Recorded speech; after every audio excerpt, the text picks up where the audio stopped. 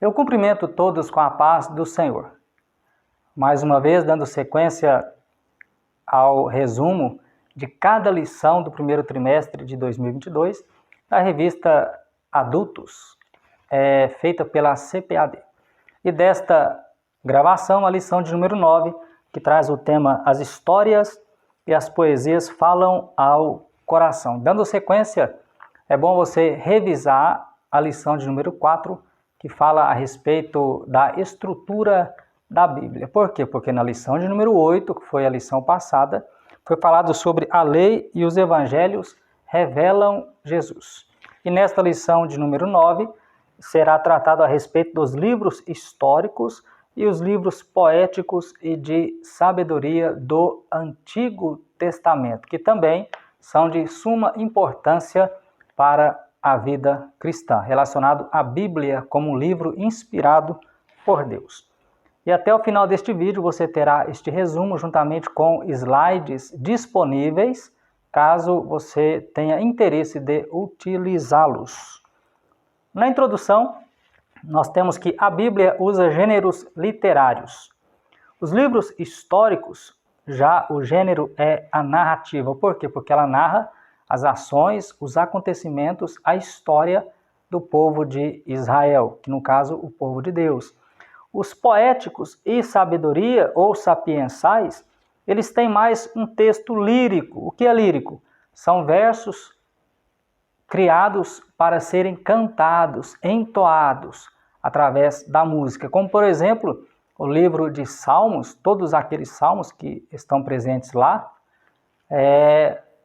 nós costumamos até dizer que são orações cantadas, ou seja, feitos para o cântico, para serem entoados através da música. Por isso que fala lírico, através do instrumento que era a lira, ou seja, através de cânticos, poemas em forma de cânticos. O objetivo é estudar as experiências e instruções presentes nestes livros.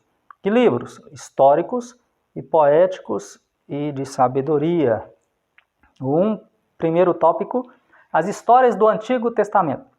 1.1, os livros históricos. Quando você percebe que Moisés morre, lá em Josué, capítulo 1, versículo 1 e 2, Deus ele levanta Josué como o novo líder sobre Israel para atravessar o Jordão e conquistar e possuir a terra prometida. E os livros históricos, quando começando em Josué, narram guerras pela conquista e posse, que também são 12 livros. Você lembra que o Pentateuco, do grego, 5 livros ou 5 volumes que formam a lei. Agora nós já estamos entrando nos 12 livros históricos, que vai de Josué a Esté, e abrange um período de aproximadamente 1400 a.C., que pega a entrada de Canaã, até aproximadamente 400 a.C., que abrange o tempo de Esdras e Neemias. Israel experimentou a providência, proteção e juízo divino em todo esse período de aproximadamente 1000 anos, ou 1 milênio, que estão presentes, registrados nos 12 livros históricos do Antigo Testamento. 1.2, as histórias dos juízes. Depois de Josué, já vem lá Juízes, você vai perceber que juízes governaram Israel até o profeta Samuel, quando o povo passou a pedir um rei, porque queria ser igual às nações vizinhas, que durou em torno de 400 anos, com 12 líderes. Está lá em Juízes, capítulo 3, versículo 11 e capítulo 16, versículo 30. Cada um andava como queria. Juízes 21, 25, aonde aconteceu o declínio espiritual, Juízes 3, versículo 7. Nesse período, Israel foi liderado por juízes e houve um prejuízo espiritual muito grande.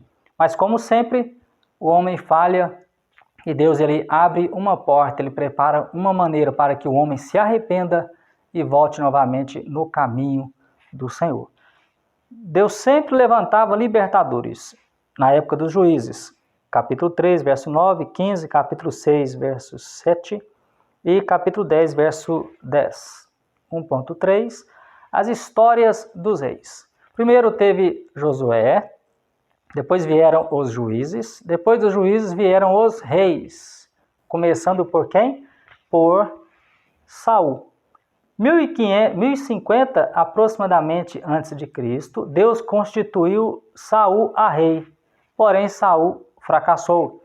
Depois Deus levanta Davi escolhido e recebendo promessa de um reino sem fim. Jesus é da descendência de Davi. A profecia messiânica viria da descendência de Davi. Salomão morre depois de um tempo, porque Salomão veio como rei depois de Davi. Salomão morre, acontece o quê? A divisão do reino, Israel no norte e Judá no sul. Como o povo sempre se rebela contra Deus, em 722 aproximadamente antes de Cristo, Israel, que foi a tribo do norte, ela foi dominada pelos assírios, pelo império dos assírios. E 586 antes de Cristo, Judá, que é o reino do sul, caiu diante da Babilônia. E aí eles foram cativos para a Babilônia. E aí Deus, mais uma vez, cumprindo mais uma promessa, 539 a.C., os judeus começam a retornar sobre Zorobabel para novamente retornar da Babilônia para a sua nação. Com essa divisão é onde aconteceu aqueles problemas que a mulher samaritana relata com Jesus. Local de adoração. Por quê? Porque com a divisão foram criadas duas capitais, né? Tanto do povo do norte quanto do povo do sul. Mas aí já é outro assunto. Tópico 2. Os livros poéticos e de sabedoria. Os livros sapiensais e poéticos. Porque ensinam a sabedoria por meio da poesia ou da prosa.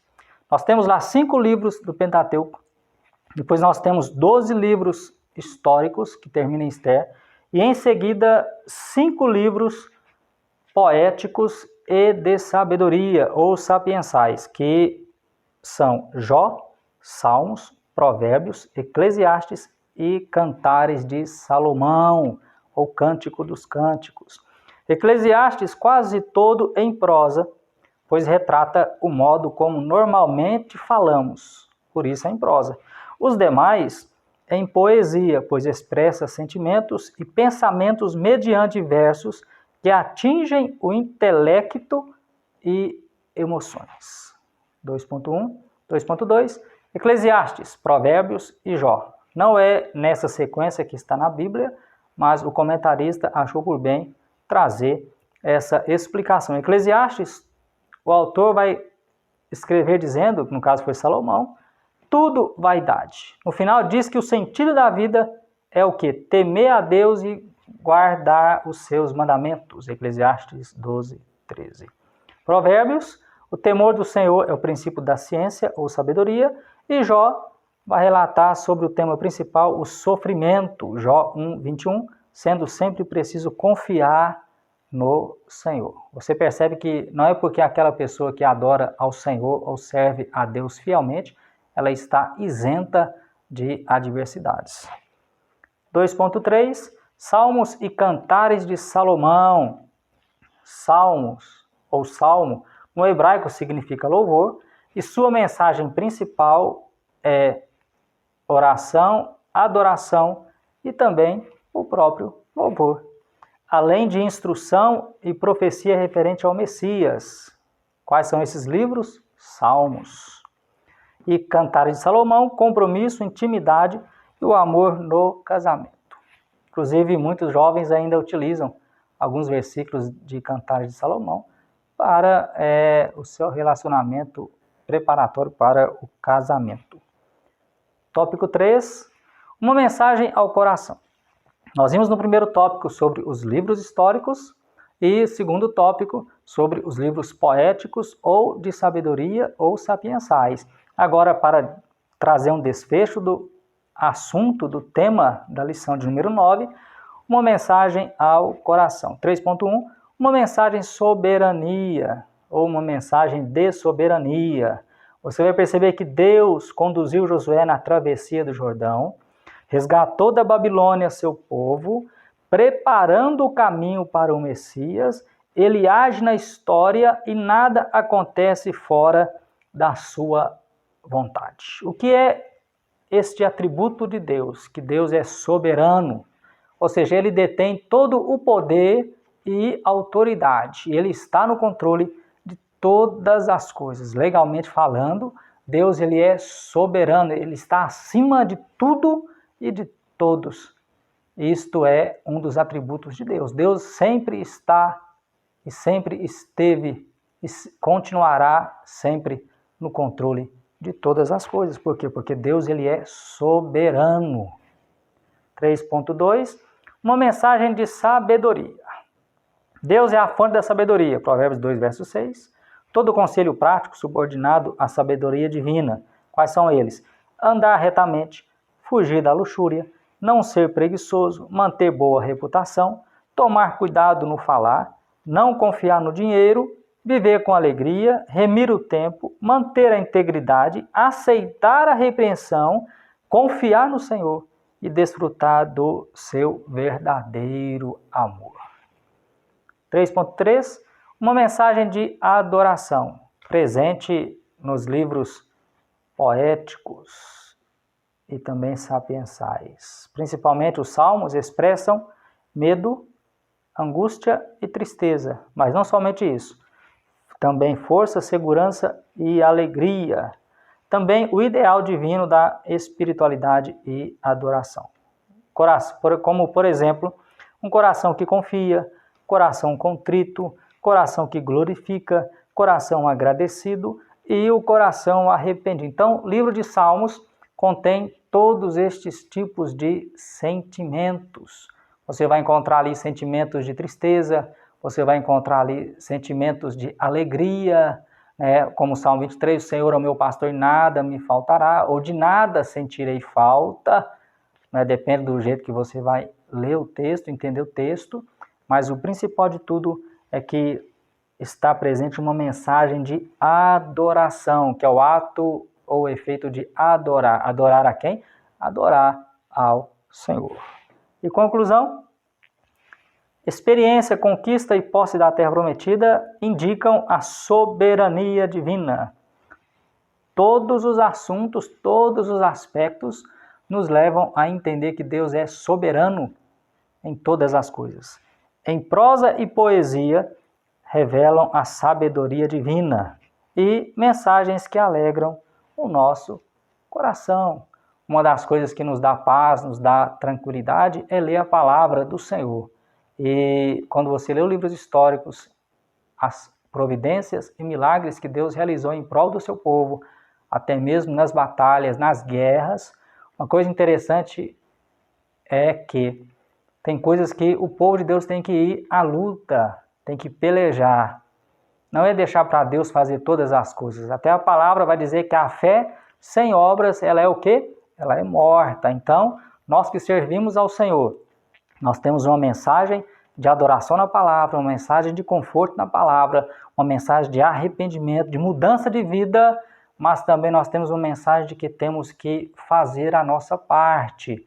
Deus não faz de nós fantoches que vai nos manipulando, coloca aqui, coloca ali, tira daqui, coloca para lá. Não, nós temos a liberdade de escolha, o livre-arbítrio, porém, o que Deus faz, Ele continuará fazendo, mas o que é para eu e você fazer, nós temos que fazer. Tem que ter dedicação, tem que ir à luta, e com certeza Deus continuará abençoando. Então está aí mais um resumo, e neste vídeo da lição de número 9, eu tenho certeza que Deus continuará te abençoando ricamente.